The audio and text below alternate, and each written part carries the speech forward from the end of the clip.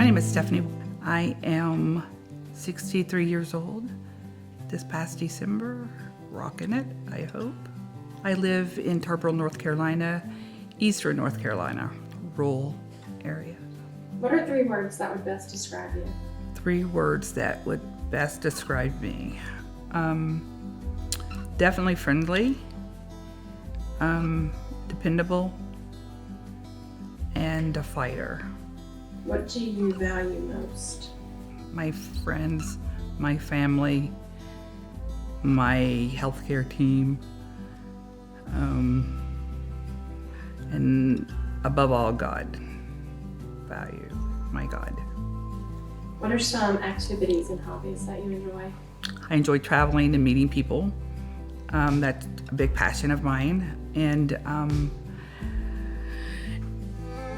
a job that doesn't really pay well is advocacy for MBC patients. I've been doing that for the past 3-4 years. So. Talk to me about your life before your diagnosis. What was life like before cancer? Life before, can I remember back that far? Life before cancer was, after this is kind of like mundane. Go to work, play, go to work, play, family, travel. The normal things that people my age in their mid-50s start to wind down their career, ready to retire. And do what retirees did or do, which, I don't know what they did. But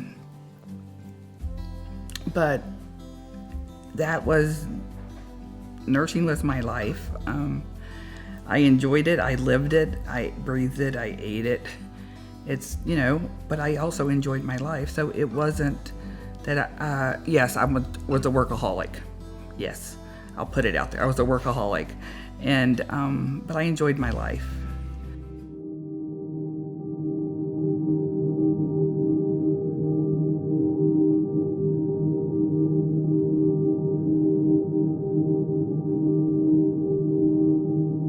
Not like everybody else that, you felt a lump and then, you proceed from there. I had missed my normal mammogram time, which is usually held in December around my birthday. I would always get a physical and a mammogram so I could remember. As you age, you forget those things. So you have to kind of like link them to important events. So come June, it was in March, I remembered that I hadn't had my mammogram. So I got the little prescription to go get it done, stuck it in my purse and forgot about it. So in June, you know how women change out their handbags due to seasonal change. I found this paper that said, oops, I haven't gotten it yet.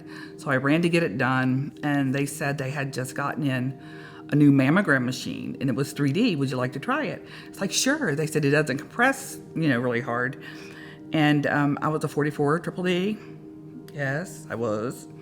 And she said, you would love this machine, but your insurance isn't going to pay for it for screening. It's just for diagnostics. And I said, I'll pay the difference. I'll pay for it.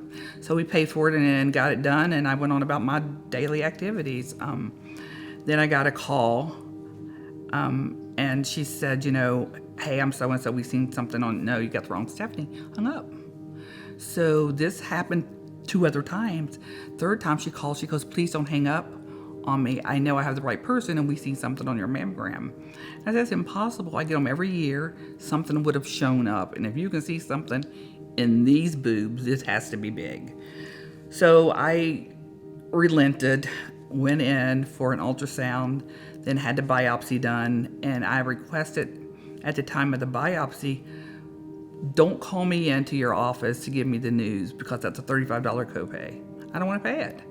I've been co-paid to death. So she said, I said, I'll give you permission to give me the results on the phone. And one day she called. I was asleep because I worked 7 on, 7 off as an on-call hospice nurse. And I slept from 12 to 4 because I worked from 5 until 7 a.m. the next morning. And she called at 3:26, the phone rang, and she says, I'm sorry to tell you, you have breast cancer. And I paused, and she said, are you still there? And I said, yes, I'm still here. And she said, I'm going to set up an appointment and you come in and I want you to talk to a surgeon. I said, no, this is what we're going to do. You woke me up in my nap. I'm going to roll over, go back to sleep because I have to go to work. I'm going to call you in the morning and we'll talk about this breast cancer thing. And she said, are you serious? And I said, yes, ma'am. I got to get some sleep. And I hung up and rolled over and went back to sleep. So when my alarm went off and I looked at my phone and I thought that was the wackiest dream I've ever had. And I looked at the phone and sure, the hospital had called. And I had to tell my husband about it. And he said, well, what's the details? And I said, I don't know. I hung up. I had to go back to sleep. And, he was a little upset. He cried about it. So after that, it was a whirlwind of appointments. The first doctor wanted to do a lumpectomy. And I agreed to that because he said it was small. There was nothing else there. And his office staff started calling me, making certain other appointments. And I kept asking what for, why am I getting this? Why am I having to do this? And finally, the lady told me I asked too many questions. She said, you're asking too many questions. I do this every day. You don't need to ask me any more questions. And I said, I'm sorry, but I don't do breast cancer every day. And this is my first time. And she said, well, just come and do what we say. And I said, how about this? You tell the doctor that I'm not coming, I'm having surgery done. I'm done. I hung up. So I sat there and I cried because now I don't have a surgeon. I don't have a doctor. I don't have an oncologist. I have nothing. So then I remembered that being the director of nursing of a hospice group, our medical director was an oncologist. So I called him up. He was out of the country. He called and ordered a whole bunch of stuff to have done so I could be seen when he comes back. And I am blessed that that incident happened because he ordered a PET scan. And that PET scan showed my cancer had already gone to my hip. So I say, God works in mysterious ways. I pray every day. And I listen for God to whisper in my ears, like people say, God told me, to go this way or go that way. I can't hear those.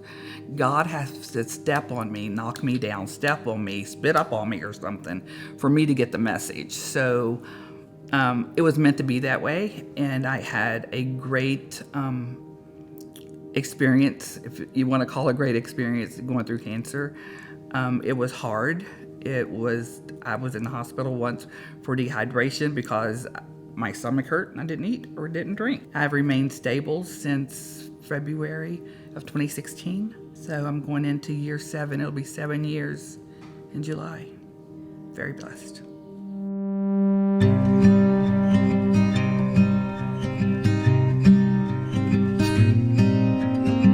I had the initial thought that with metastatic breast cancer, I knew I was going to die. But I wanted it to be a good life for whatever period of time that I had. That was all that I knew about metastatic breast cancer. And I got that from taking care of these type of patients. I never inquired about much of what their life was prior to metastatic breast cancer. Just knew what it was then. I didn't have any bad thoughts, The only thing that I asked my oncologist for was, please help me live to see my grandson be born in December. That was all, because my daughter wasn't supposed to have children. So this was our miracle baby. And then after that I said, all bets are off. But I didn't scream. I didn't cry about having the diagnosis. Was it denial? Maybe, but it was a long 3-year denial because I knew nothing about metastatic breast cancer groups. I thought I was the only Black female that had metastatic breast cancer. I didn't know anybody else that had it. I didn't need anything that metastatic breast cancer patient needed, I thought. So for 3 years, I lived in my shell of working 7 on, 7 off, living a normal life, adjusting my schedule for my injections to be given on my week off so I could feel crummy my week off and then go back to work the next week. Until, we relocated back to North Carolina and got a new job, and God apparently wanted me to have that move, but God didn't want me to work. He had something else planned for me.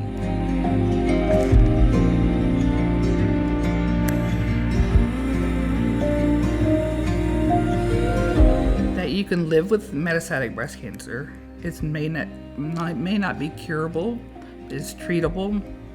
We are mixed in with the everyday population that are still working, hitting the grind, taking our treatments, taking care of our families, but we are fighting to live. Don't take life for granted. So that's what I do. I try to talk to anybody that'll listen, and those that don't want to listen, you're going to hear it anyway, about metastatic breast cancer. So that's what I do. That has consumed me more sometimes than I would like it to. That's the goal. Teach them what it's like, what we need to go forward. I don't want my daughter to go through this. I really don't. I don't want my son to go through this at all. So, it just sucks.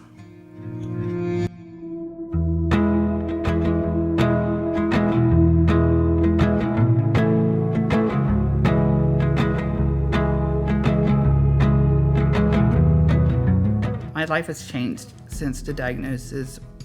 The diagnosis was not hard. Being told that I couldn't work was harder. That I spiraled out of control. It was a hard time for me and my husband. It really was.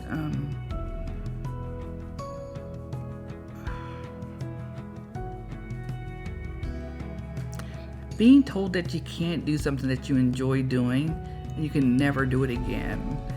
And it's based on someone else's terms and not your own. I wasn't ready to give it up yet. I still wanted to do it. It was hard. I got depressed, went to the dark place that, a lot of people talked about going and, not wanting to do anything, and I truly didn't. I didn't want to eat, I didn't want to sleep, I didn't want to be bothered with people. It wasn't my choice to have to stop working. I would have worked until I had one foot on a banana peel and the other in the grave. That was the goal. Got depressed, contemplated suicide. It was a hard, dark place. I realized I needed to talk to somebody, and I fought that urge for a long time because of the stigma surrounding having to go talk to a psychiatrist or a counselor. Nurses aren't supposed to do that. We're the people that fix things ourselves, so I thought I could fix myself. But I didn't want to fix myself in the way that I had a friend fix herself. Well, self-medicating herself. I found somebody with the help of my oncology team at my cancer facility, and it was great. I could, tell you what you want to hear. Not tell you what I really think or how I really feel. She caught on quick. And how are you, Stephanie? Good. We talked, and I realized my sister-in-law had set up a Facebook group called Team Stephanie, and it was for people that I knew to give me support, and I would always tell the truth, the dirty, the good, the bad in this group only. And I never would tell anybody in that group if I was having a bad day. I was always having a good day. I was always up for them. I was always up for everybody. I couldn't show how I really felt, and I even did that with my husband, because he was a worry person. You know what I mean? I could tell him the truth. I never lied to him, but I could omit a lot of things, omit things that really mattered. By talking to this counselor, I learned to put it all out there, whether it makes me look weak or strong or otherwise, and I would put it all out there.